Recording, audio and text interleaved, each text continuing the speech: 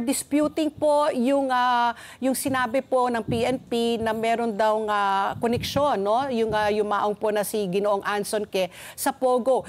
Kayo na lang po ang magkwento po ano po yung pagkakilala niyo po kay Ginoong Anson and why you're disputing po the of PNP, their initial findings. Siguro klaruhin natin, no? Yung sinasabing connection to Pogo, probably they are referring to yung perpetrators, na yung criminal syndicates na gumawa noon, na related sila sa Pogo kasi nga yung mga mode of payment lahat dinaan sa mga Pogo junkets dati, no? Kaya maling-mali kasi na sabihin nila na itong victim ay connected to Pogos. Parang you are victimizing the family all over again. Nangyari din yan doon sa Andy kidnapping, yung 14-year-old boy. Yes. Wala pa kayo investigation, sinabi niyo agad na related sa Pogo, no? Kaya yun yung galit ng family dito sa police, no? They are cooperating. Despite that, you release unverified news that further complicates investigation and also showed siyempre the public that you don't really know what you're talking about. Yes. So, ma'am, ang panawagan nyo nga is that the president should actually order a thorough scrutiny, no? Usisaing mabuti, imbestigahan mabuti ang ating kapulisan. Makaraan po itong 3 kidnapping magkakasunod po, no? Na kidnapping po ng ethnic Chinese, yung mga tinatawag po nating Chinese-Filipino dito po sa ating bayan. In just over 5 weeks. Bakit ito po ang panawagan ninyo, ma'am? Lalo pa ito nakababahala dahil kay si Ginoong Anson Ke, di umano daw ay nagbayad ng ransom, and in spite of the fact na nagbayad siya ng ransom, ay pinatay pa rin. Definitely, no? Kasi hindi naman isolated yan, no? 2 years ago, meron tayong kidnapping for ransom ni Mario Uy, hardware store owner na Chinoy, no? Hindi yan naging sensationalized dahil siguro low-key and hindi masyadong prominent. Ito lang naging, he was also killed after his kidnapping and his big toe was cut off, no? Bago siya pinatay. To hasten the ransom payment, pinutol nila yung malaking hinlalaki sa paa.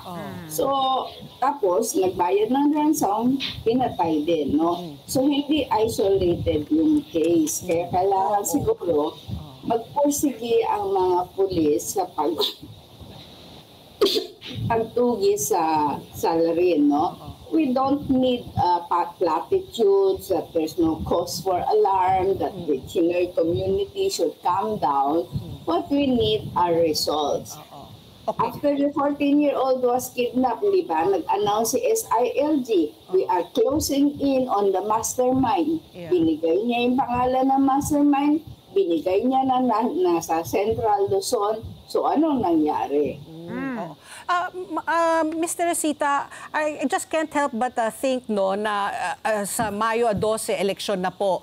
Do you think rin po, kasi parang naalala ko, no, tuwing malapit na po ang election, nagiging rampant po ang kidnapping. Siyempre, ang target po mga Chinoy kasi nga ang akala nila talaga, no, maraming pera. Do you think this is more election-related or it's just really a fundraising of this syndicate?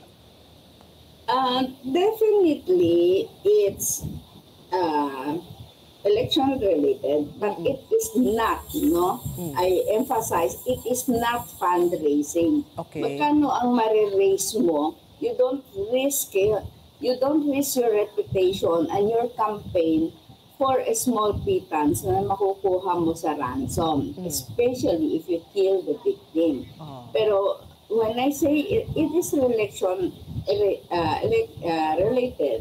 because the criminals, they capitalize on the fact that the police are stretched too thin. They are covering so many points, no? Meron kang election checkpoint, meron siyang mga election hotspot, meron kang election sorties. So, nandiyan nakakalat yung mga police, no? So, we need more police visibility. We don't need so many personnel manning the checkpoints, especially kung daytime. So, yung mga yan siguro, yung mga dapat na makitang pagbabago.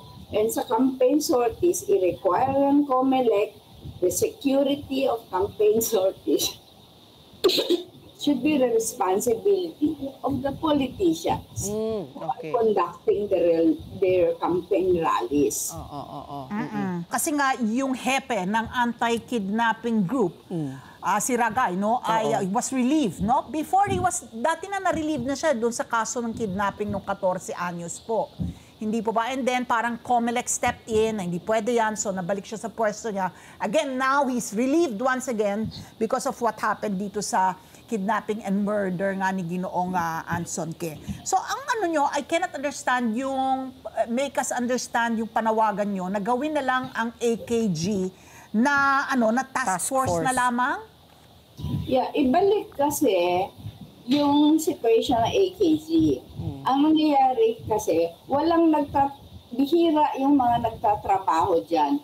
To tell you frankly, the whole AKG siguro na 1,000 plus personnel, 3 na lang siguro natitira na dating taga-PACER, yung task force, Presidential Anti-Crime Emergency Response. Palit sila ng personnel because AKG is merely a stepping stone or a platform for promotions. Walang nagtatrabaho dyan. Palit ng palit, walang continuity, wala silang concept on how to handle kidnapping. Sirang-sira, hindi nila pina-follow yung protocol na matagal na na-set up on how to handle kidnapping and how to report kidnapping, no? Kaya yung mga intelligence information nilalabas ng police, not necessarily AKG, no? Maraming binabato si spokesperson Jean Fajardo. Siyempre, hindi nanggaling sa kanya yan, nanggaling sa police, na mali-mali. You complicate the issues further by giving false information. Intelligence gathering ninyo, konting intelligence naman, sayang naman lahat yung intelligence and confidential fund na binibigay sa inyo. Let's get together, Sunnet 25, Sunnet 25.